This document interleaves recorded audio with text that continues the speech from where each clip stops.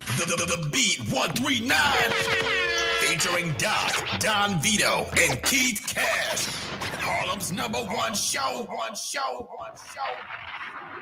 Good evening, everyone. How y'all doing today?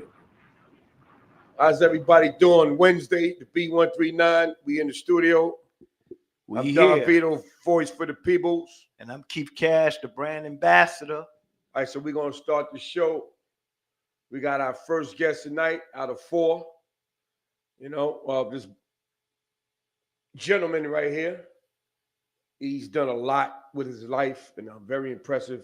I read his bio, and he's definitely someone that you want to listen to, that you want to look up to, that can inspire you. He's done a lot of great things with his life. And without further ado, we're going to introduce Vinny Green. Thank you. How you doing, Vinny? How you doing, Mr. How Green? you doing, sir? Appreciate you having me here. I like that cowboy hat you got on, man. Thank you. Everybody says that.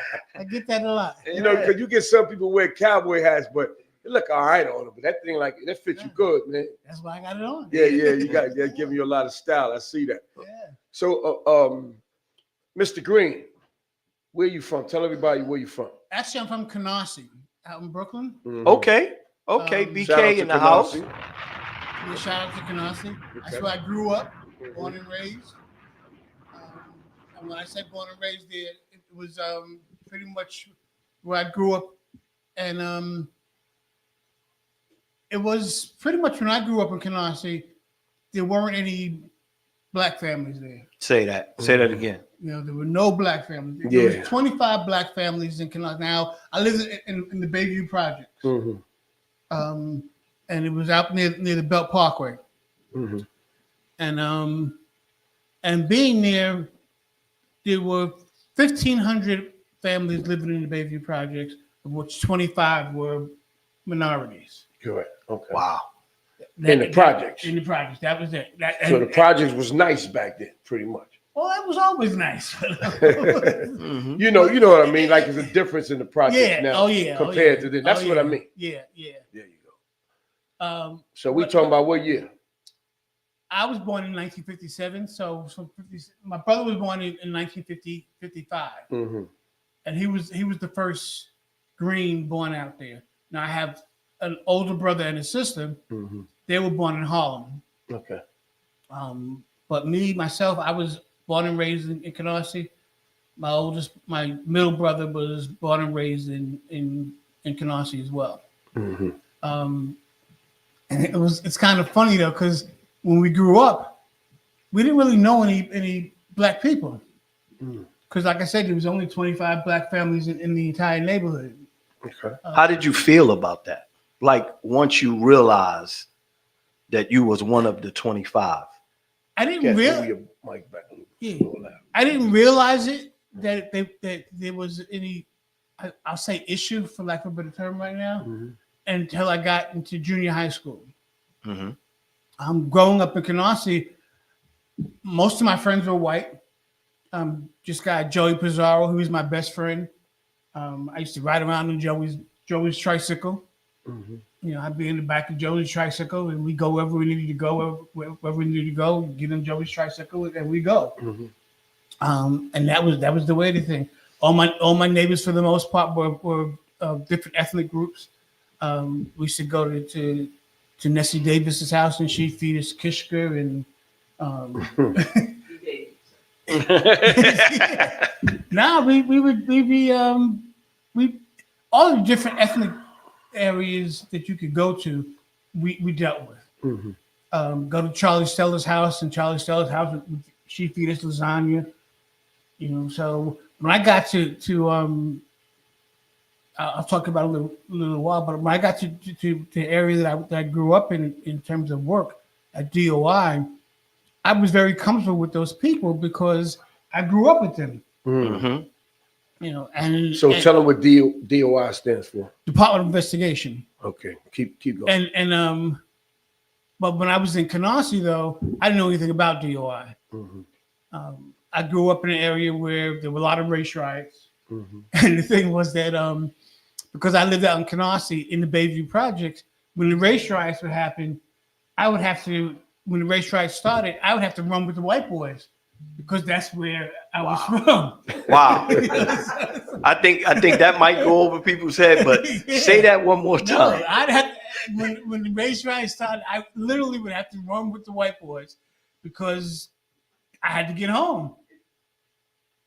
Wow. So everybody else was running to Brownsville and back. So hold on. So you ran with the white boys because the ones you ran with knew you as familiar face. They did, And that's Because where if you you'd have lived. ran the other and direction, that's where I lived. I didn't live there. I didn't live there. I didn't live there. You gotta get home. It's So I right. had to get home. As a matter of fact, when we had this thing called the Avenue L Boys, and the Avenue L Boys didn't allow black people to come in the neighborhood, but we were allowed. We were one of the 25, who came into the neighborhood. But if you wanted to go to the movie theaters out there was a movie theater called the Canarsie Theater on Avenue L.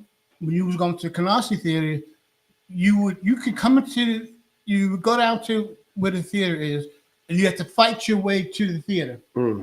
It's 6 blocks to the theater, and you literally had to fight to get there. Right. Even the white boys? Well, you fight the white boys. But I'm saying if you went with your friends from your block, which were mostly Caucasians, right? Did they have to fight their way? Yeah, because they was with me. Okay. Yeah, they all had to fight because they was with me.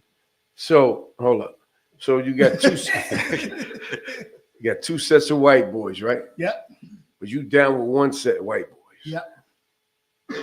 Joey Pizarro and the guys, they So hung tough with me. so when they had the clash, Yep. they knew not to mess with you because you was with them, pretty much. No, they would mess with everybody. Right. The white boys that were with me, they had to take the same beatings, if anything. We never got beat. Right. Because we were so used to fighting. They had gangs back then. Well, we had gangs, but we didn't fight with chains and all that kind of stuff. We threw fists. Right, right.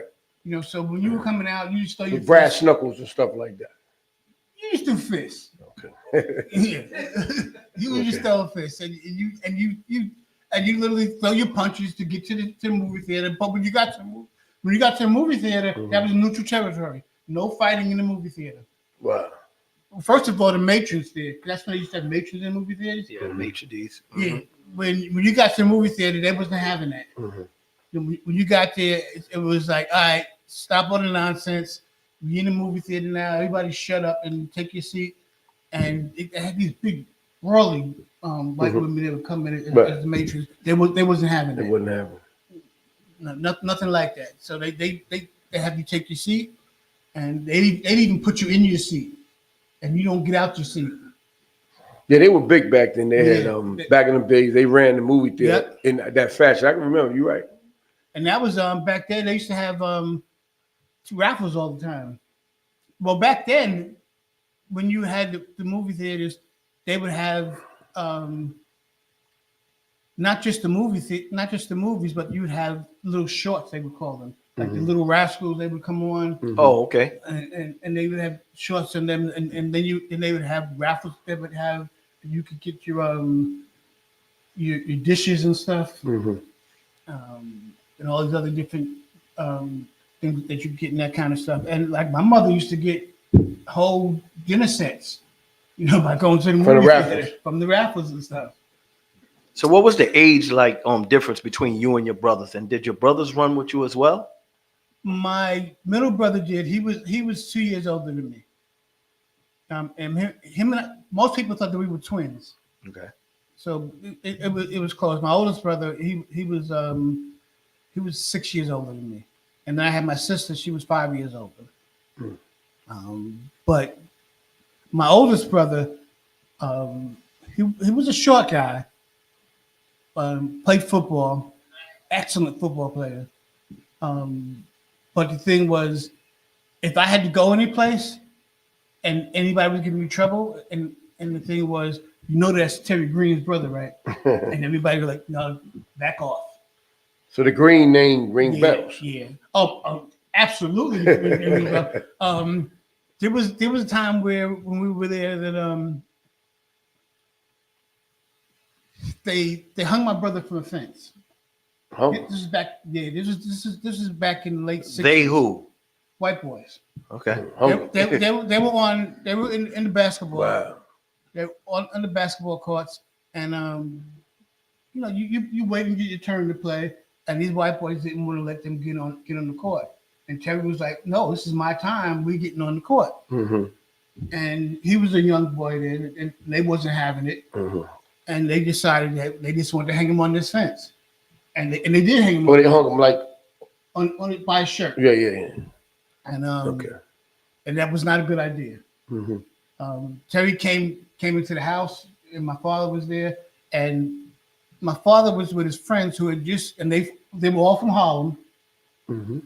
and they had just come in from playing a game of stickball with the white boys, Mm-hmm. and he came in crying, saying they hung me from the fence. They hung me from the fence. I actually wrote a book about this. Actually, my sister wrote the book. Mm-hmm.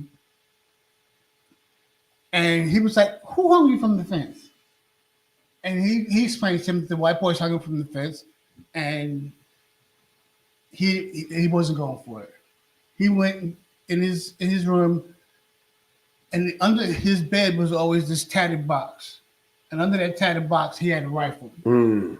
And he got his rifle and carried it out, and he took the rifle and was headed to the big, we called it the big park, Mm-hmm. and he was going to shoot these white boys for hanging his son on the fence. Pops don't play. No, he wasn't playing that. He wasn't the talk. He was about 5'5". And so he was like, he's the green out of the greens. Yeah.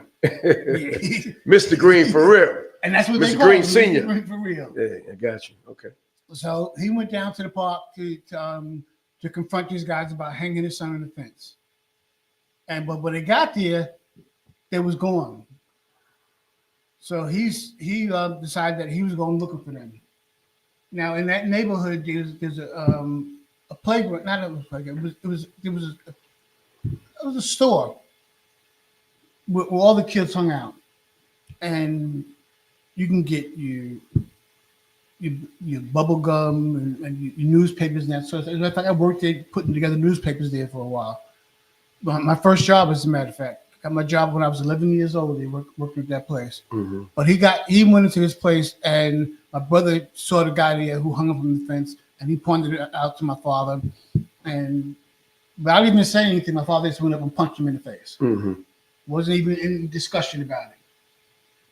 And then there was this other woman there who was from the neighborhood and who knew us, and she's another black person. And she's like, Bob, what should I do? What should I do? My father's name was Bobby. And she just grabbed his white boy up and just started beating on him. Didn't really know what she was beating him for. But if Bobby was hitting him, then everybody's hitting him.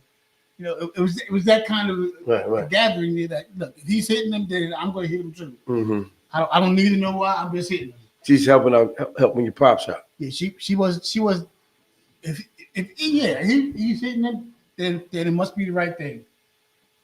And his boys came with him, and they basically just closed the store down. Mm-hmm. They went in there. Nobody was allowed to leave. Nobody was allowed to come in the place. Block the door. Just block the door. No coming in, no going out. Okay. Till the job is done. until they were finished. And this guy that he was fighting, he was like 6 feet, and my father was just, like I said, 5'5", but it didn't matter to him. Just punch him to the ground, and he slid down the counter. Mm-hmm. You know, and then Your father was a bad man, 5'5". Yeah, he knocking 6 foot dudes out. No, yeah, he didn't play. Oh, okay. He used to drive trucks. Okay. He used to drive trucks, and he would basically take no prisoners. Mm-hmm. You know, he used to always have a cut in his pants, Mm-hmm. and that cut came from wherever he had troubles on the road? on the truck on the road. He would jump out of his truck, but he always had his knife with him. Mm-hmm. So he always had this cut in his knife because he was always pulling out his knife. Uh-huh. So his pants are getting a little slick. So, and that would just be how he get his knife open. when he put out that knife, Mm-hmm. his knife was open and he cut you as soon as he hit the ground, you were getting cut. Well, So it's safe to say that your father taught y'all self-defense, taught y'all to defend yourself at a very early age. Early. and he protect the family too. He don't play no games. Yeah. So Now he wasn't. No, I was going to say he wasn't a thug, but yeah, he was a thug. All right, keep it real, right? We're gonna keep it real here on the beat 139. that's a thug, man. Listen, lock the door. Nobody gets out. It's a thug, man. He was a thug. Ain't nobody. He trying to put some work in, man. You know what I'm saying? He was definitely a thug. Yeah. Because he was in the gangs up in Harlem where I remember him telling me a story, because he didn't tell me too much about the gangs he was in Harlem, but I remember him telling me about throwing these guys off the balconies up in. Come on. So your father's from Harlem. He's from Harlem. Grew up in Harlem. All right. He grew up in Harlem. He used to hang out at Lennox Lounge. Mm-hmm. Yeah, we know it. That was his place. He used to hang out with Leroy Nicky Bonds and Murder Incorporated. Mm. You know, he was tight with those guys. I mean, not the group, the singing group. Yeah, we know. He hung out with the real Murder Incorporated. the guys that actually did the murders. Yeah. Okay. And he knew them, but he was on the first name basis with them. Right.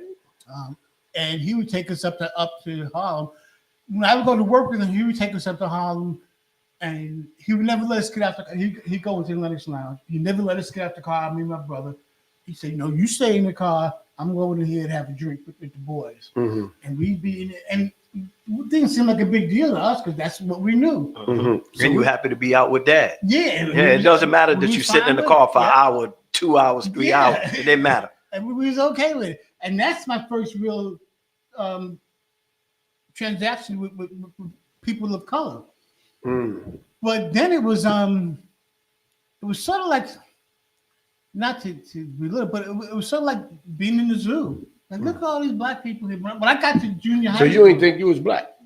well, I know I was black, but it wasn't that many of them.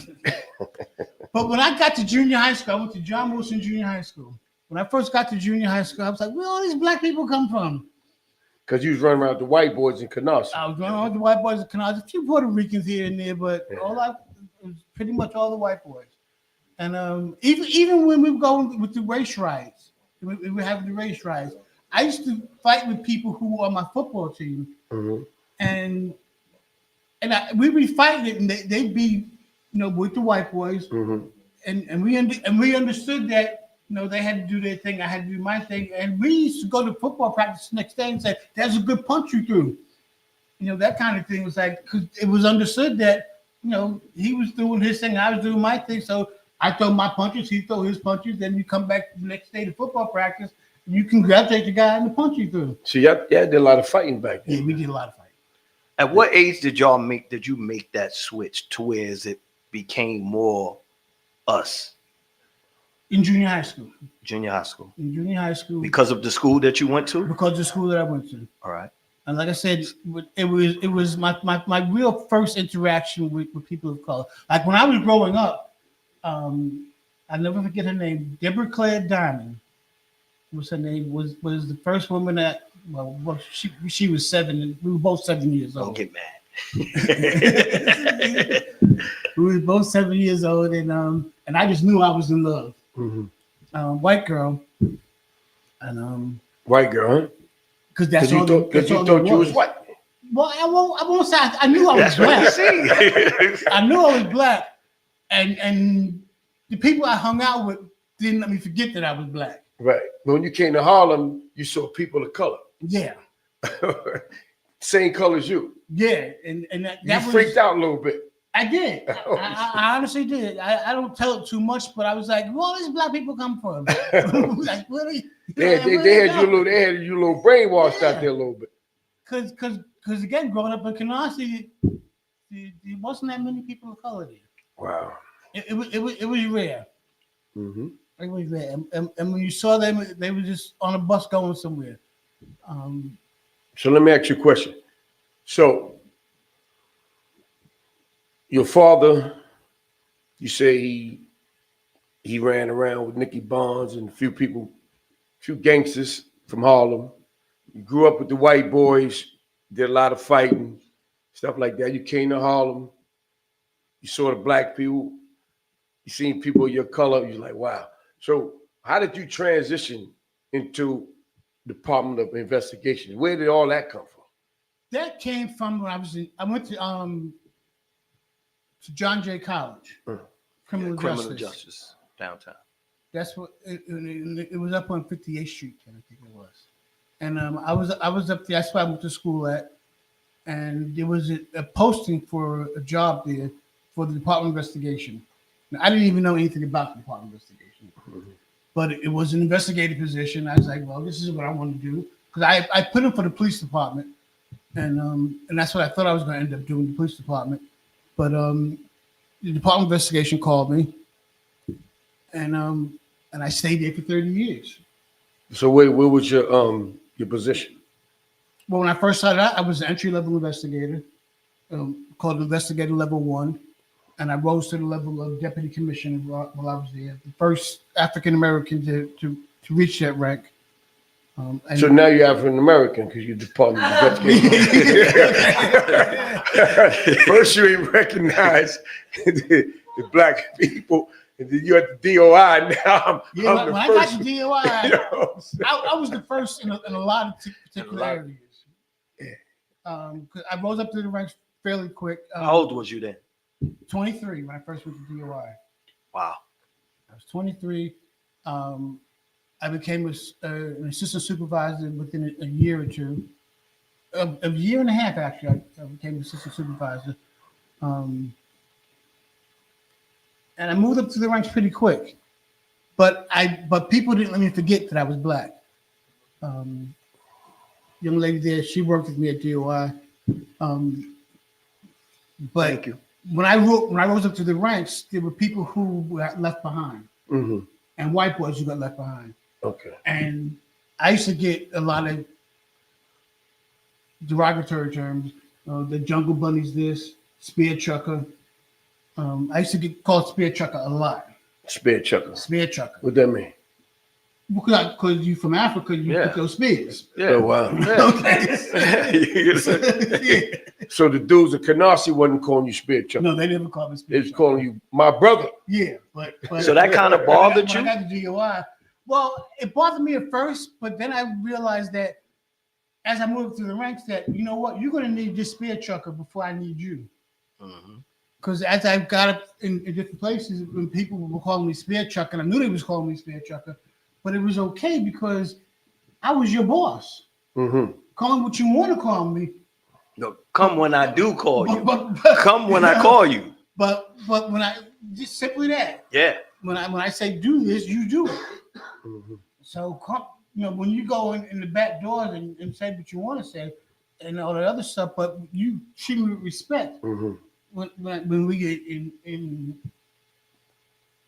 when we're dealing with people who were people of higher ranks, and they did. So you was the head NIC. Yeah. Okay. All the way through. All the way through. All the way through. So let me ask you a question. So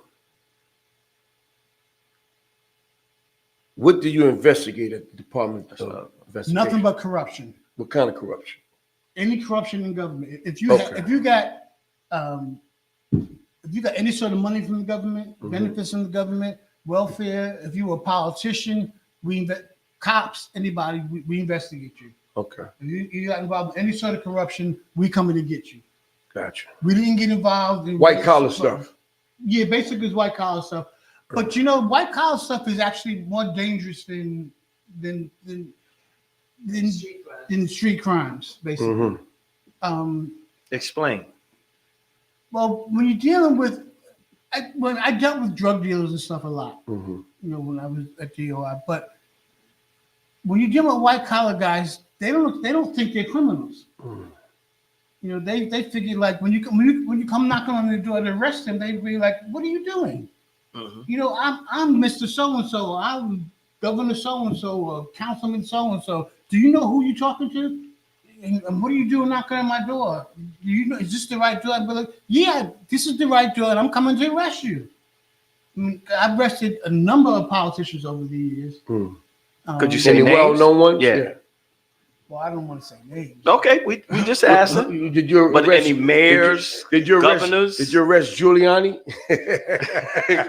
I didn't arrest Giuliani was I didn't getting it arrest- in back. I didn't arrest Giuliani, but I've had some conversations. I'm with sure you people. did. What about Al Sharpton? I had some conversations. Al with was a confidential informant back in the days, man. Yeah, he had. I mean, Google it. He'll tell you straight up and down. Is that something You know what I'm saying? that you actually Right. deal with? Like, I did nothing but undercover work for my first 11 years in DOI. okay, so you deal with confidential informants. Dealt with confidential informants. I was a confidential informant, and my entire 11 years when I first got there, I didn't know who I was going to be when I was coming home. So what did you mean by you was a confidential? What you mean you was coming home? You did some time? No. No, because you said you was a confidential. He said when I was coming home. You go as a confidential informant and as an undercover investigator, you would go in as just a guy as a shooter. Wearing wire. When wearing wire, I wore wires almost every day. Wow. For 11 years. Hold on. I wore wires almost every day. I didn't know who. When I came in the door, I didn't least know he admitted, who I man. was going to be. Yeah. I could be an under. I learned how to play the numbers. Mm-hmm. Not my father taught me a little bit how to play the numbers, but I learned how to play the numbers basically from housing inspectors Mm. because they were supposed to be going out to inspect apartments, and they would go to the number hole and to the racetrack every day. They never went to the houses where they were supposed to go and The number holes were big back then, yeah. Yeah. The number hole was big, real big back then. Yeah, and the racetrack was kind of big too. Yeah. OTB. That's what- yeah. OTB. Yeah. But the thing was, they would never go to these locations, and especially around this time of year, they weren't going to these locations, and people who were freezing were not being properly served. Mm-hmm. So I'd go into a location, and the one would pay me $100, $200 not to write a violation against them, and just go on my way. Say, here's $200 for lunch. Don't write this violation. And that's what inspectors would do back then. If I had, you would do 10 inspections a day, and you would be guaranteed to make $100 from each one you did. Of somebody paying you off and not asking you not to write these violations. So how long did you work for the DOI? 30 years. 30 years. How long you been retired? Year and a half. Year and a half. How do you feel? I hate it Why you hate it? because I love doing undercovers. You like wearing wires and shit? I love it. Yeah. I miss it. Wow. How many people's worked up under you when you was? Gosh, must have been about 300 or more. God damn. How long you been there? I was there for 26 years. 26? Yeah. Y'all met there? I retired from there. Okay. Both of you. I know y'all got some good checks coming in, huh? Now that's undercover. She can fit in anywhere. Yeah, I can see that's it. the undercover. Yeah. She's good. Ain't that so? So let me ask you a She used question. to go So, up in the corrections. huh? She used to go up in corrections all the time and basically get the corrections officers who were bringing in Corrupt ones. Yeah. Wow. Hey, everybody watching somebody. Yeah. So let me ask you a question. So you retired. You got these books here, right? Yep. Very interesting. It says 9/11 and the aftermath. We were there. Author Vinnie Green. Tell us about that book. This is a book that I wrote just last year, I think it was. There's two books. There's Ground Zero. We were there, and that's when 9/11 first happened. I was there. I was there when the planes hit. I was there when the buildings first came down. I was there for all of it, Mm-hmm. and I was there for the 4 months thereafter, basically trying to find bodies. Mm-hmm. Because you hear people talk about how they found this firefighter or they found this person that I cover. You didn't really find people. You found body parts. You found body parts. Body parts, yeah. And if you found a firefighter, but you didn't find the firefighter, you found his turnout coat because the turnout coats. Yeah. You know, Yeah. they don't burn. Yeah. So if you found the firefighter's coat and you see his name on it, you say, well, this is John so-and-so. Wow. That's what we would find. You weren't finding the actual person because that person was gone. Wow. You come across people and you just see that you could tell it was a body there at some point, but that body was basically Disintegrated. at that point. So how is the DOI? How would that be your role? Just as a first responder, because as in law enforcement, you Everybody becomes a first. everybody Yeah, I becomes- get it because I work in the hospital, Right. so I know what it's like. Everybody gets I get it. treated. I get it And now. so I was there for 4 months, and it was. I got sick. I got a That was disease the called next question. sarcoidosis, which I'd never heard of before, Me neither. which I still have now. I got respiratory issues. I got all kinds of issues going on, but there's not a day that every day I wake up, I'm in pain. So is that what that disease do? It causes pain in what part of the Because- body? Mine causes all parts of the body. Every day I wake up right now, and my legs are for the most part, my legs are in pain. Are you on meds? I'm on meds. Are they helping? No, not with my legs. They don't help. Okay. With my cough, because at first I developed this cough, and I had people. You would think I had tuberculosis because I was coughing all the time, nonstop coughing. If you remember, even my people who worked for me were like shying away from me because they were like, "Something wrong with you, dude." It's like, So you kind of blessed to Still be here. be Yeah. here. Yeah, The reason why I'm saying that is because COVID, people with underlying conditions were dying left and right. You Yeah. understand? Yeah, let's talk And you about saying that. you got a respiratory problem, you know, that could have been an issue And for We you. I all had lost COVID people too. for that. I had COVID. But it was being at 9/11 was an experience that I wouldn't wish on anybody.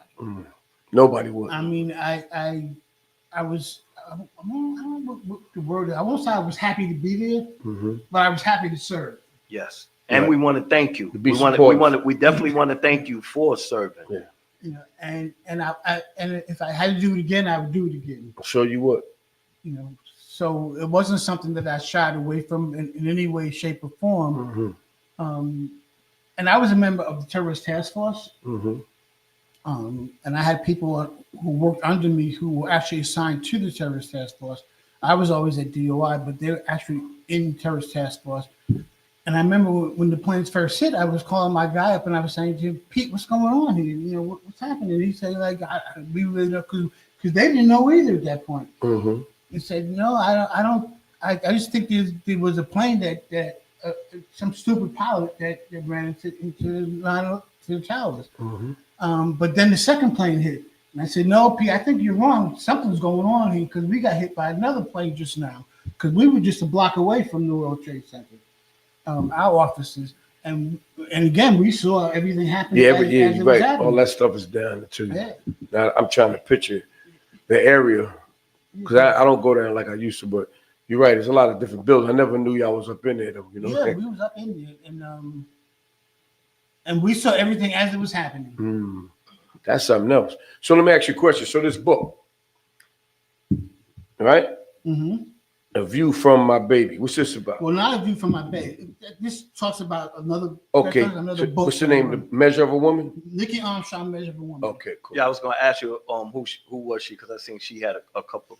So that's Nyc. That's Nyc Armstrong. Because I seen a couple books. Okay. Yeah. That's you with black hair. Well, actually, that's a photo of Alicia, someone Yeah. that we worked with. Okay. Her on the cover instead of my face on the cover. I did too many undercovers for somebody. Yeah. My face. Right. I got you. Right. Yeah. Wow. As we were growing up at DOI, she was always telling me stories about her growing up. Because she grew up in the Bronx, and she always tell me these stories and stuff about how she grew up in this and how she grew up in that. And then when I started writing books, I decided that I was going to write her story. And that became Nyc Armstrong. And Nyc Armstrong has turned into 16 episodes now. Yeah. Wow. On where?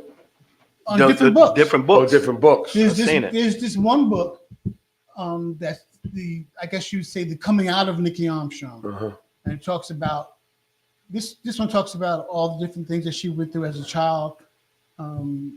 Stories that where people tried to rape her. I don't know if she wants to tell it, but I just did. Now we'll let them get it for them book. Yeah. You know. So Yeah. what made you make the transition from DOI to writing books? I know you have a big company called G Square. Yeah, a major transition because when I was in Tanzania, because growing up in DOI, I actually became I became famous in doing what I do as an undercover operative and what I do. I had 75 different countries that came to me to teach them the best practices how to deal with corruption. They would come to me, they'd come to Alberta, and they would come to me to just learn how to do what I do. And I mean, from all over the world. And I would teach them how to do what I do. I've been to the United Nations where I lectured on corruption and that sort of stuff.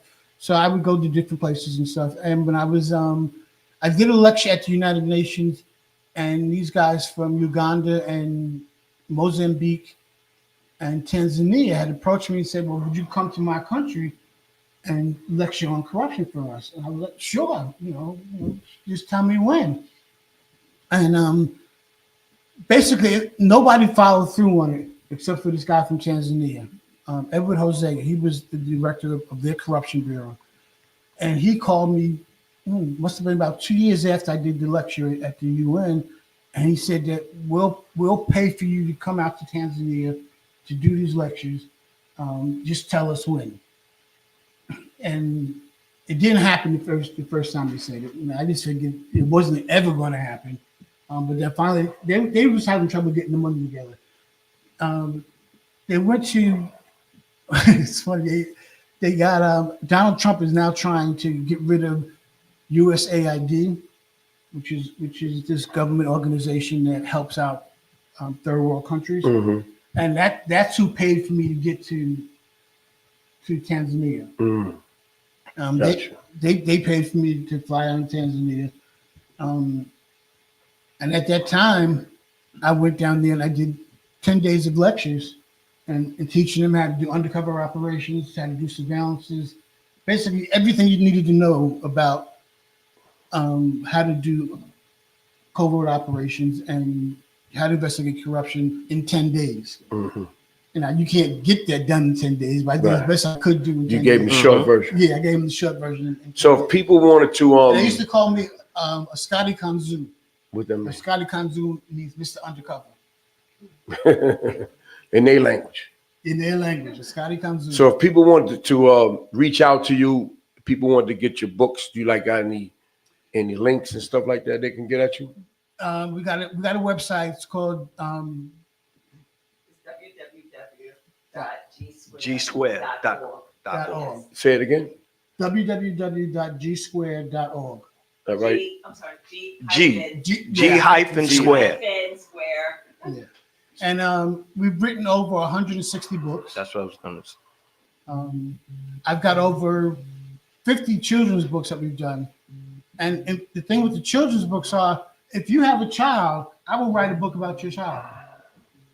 You just tell me what they like or what you want them to be, and I'll put them in that role in the book that I write for them. And there's a few books in the thing I have Several there. like that. Nice. Yeah. I just finished a book for a kid where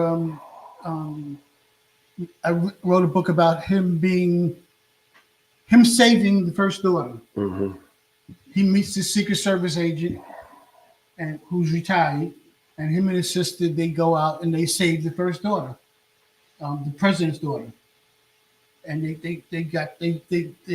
teaches them how to watch for terrorists and stuff, and they pay attention, and he goes out and he teaches them all that stuff, and they end up saving the first daughter.